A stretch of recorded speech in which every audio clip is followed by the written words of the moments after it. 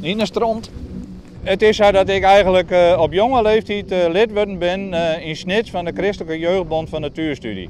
Dat is een club zeg maar, tot een jaar of 25 en daar zijn wij mijn hele protte jonge meisjes zeer geïnteresseerd in natuur.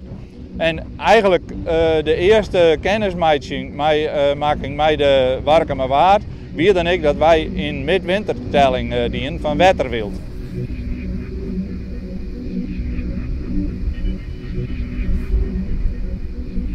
Ik zeg altijd, dit is hier van de kroonjuwelen van het Frieske Geer. En ik van de boeren. Want zeg maar, wij hebben net als Frieske Geer het hele Warkumerwaard. Maar wel de buitenwaard. Ja, in eerste instantie ben ik gewoon een veldman. Dus ik geniet van gewoon de vogels, van de natuur, de landschappen, de lucht, het wetter. Dus ik kan het net zo gek bedenken, daar hoor ik gewoon een hele protte van. Maar de laatste jaren dan wou ik dat ik wel eens vers lezen en dat doe ik mijn fotografie.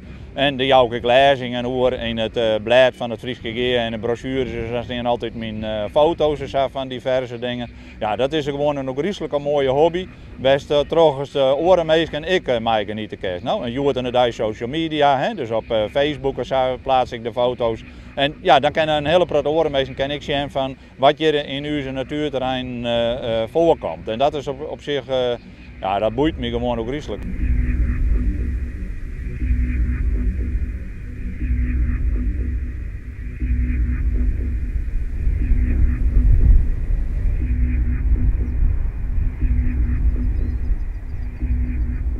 Van het Frieske Geer ben ik in februari 2003 begonnen. En ja, eigenlijk is het maar hier achter mij, daar is dan, ja, dit nemen we de Bijenkamp. En daar is een van de laatste putjes west die ik zeg maar hier in het veld dien. En ja, nou is het zo dat ik eigenlijk na een 41 jaar werkzaam ben geweest in de natuurbranche, dat ik dan nou afscheid neem van het Frieske Geer.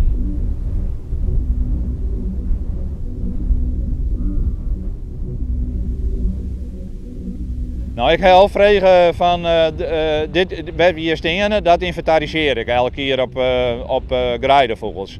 En ja, die binding die wil ik heel griezelijk graag houden. En ik wil ook heel graag dat in de toekomst nog doen. En mijn collega Thierry Kunshedel zei nou dat zal geen probleem zijn.